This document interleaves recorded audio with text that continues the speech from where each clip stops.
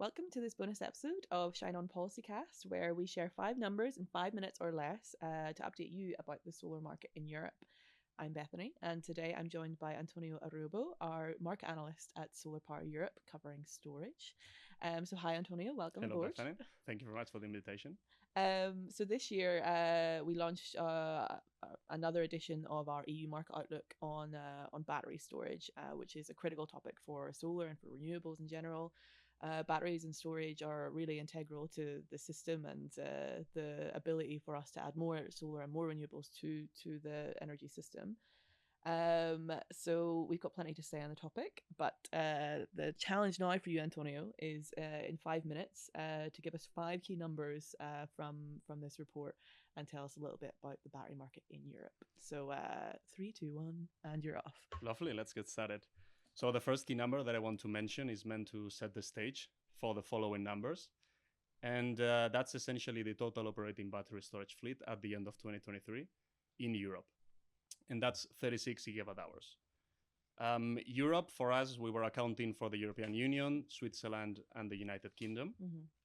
And this 36 gigawatt hours includes the 3 segments of battery storage, which is residential systems up to 20 kilowatt hours, commercial and industrial systems, which are from 21 kilowatt hours to a megawatt hour, and then utility scale, grid scale, large scale, bigger batteries, which are above a megawatt hour.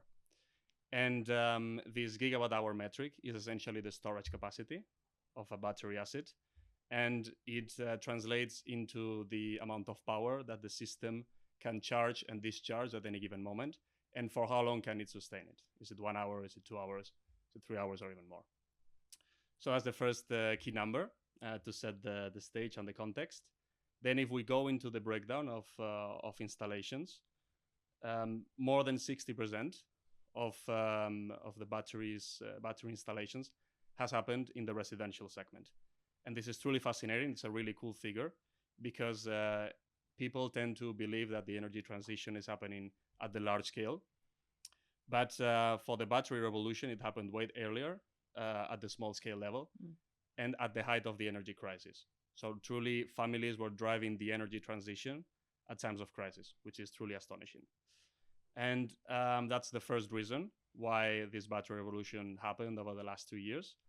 Secondly, it's the existence of support schemes in key countries like Italy or Austria. And lastly, the massive decline in battery prices and the wide availability of products over the last 2 years. So there was a huge demand, but also supply was there to meet that demand. Then thirdly, going into the countries, Germany, which has been the undisputed leader for the last decade, has installed more than a third of the total capacity by the end of 2023. And Germany, that's also a country that is heavily tilted towards the residential segment.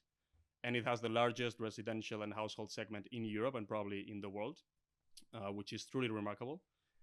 And essentially the biggest driver in Germany was the drive to become self-sufficient. As I said, during the energy crisis, households were looking to shield themselves against high electricity prices. And as I said, the products were there, and it was relatively easy to make these installations. So you can achieve this autonomy from the grid. And I think it's really cool, but the dynamics are changing. But you'll have to check the report if you want to know more. Check in next year. Okay, so the fourth key figure, also talking about countries, and this is also a number that I consider that it's truly remarkable and really astounding, is that in the Czech Republic for the past 2 years, 9 out of 10 residential PV systems have been attached with a battery storage unit. That means that for the past 2 years, the country has had an attachment rate of residential PV to battery storage of more than 90%, which is really cool. And it's essentially because the government introduced an investment grant scheme that was incentivizing not only the adoption of the PV system and the battery storage, but also heat pumps and EV chargers. And this essentially also means that families were able to become self-sufficient. So the government was giving them the financial means to do that. But also it's driving electrification for heating and transport at the household level. even faster. And the last... Loads of time for your Yeah, last I'm doing number. So the last key figure, it's looking forward. An essential part of our reports is the 5-year outlook. And we divide it into the low, medium, and high scenario. And I'm going to focus this time on the medium scenario, which is accounting for the existing market and policy conditions extrapolated into the future until 2028. And because of the main factors that you were mentioning, of the centrality of the technology for the energy transition to bring in flexibility and the stability, especially at the short term, to allow the integration of solar and wind into the energy system. Your time's running low. Essentially, the operating battery storage fleet will grow 7-fold from 36 gigawatt hours to 260 gigawatt hours by 2028. Perfect. The last grains of sand go through the hourglass. Congrats, Antonio, for those 5 figures in 5 minutes. So 36 gigawatt hours. It's the total fleet end of 2023. 60% of that fleet are at the residential level. A third of that fleet is in Germany. Yes. In the Czech Republic, 90% of solar systems in the last couple of years have come with storage attached. And we're expecting the fleet to grow by 7 times to 260 gigawatt hours by 2028. Yeah. Cool. I mean, it's easier for me. I've got them written down in front of me. But thanks so much, Antonio, for your insights. And as I say, we've got a great report on our website, so everybody should go check that out. Yeah, my pleasure. Thank you.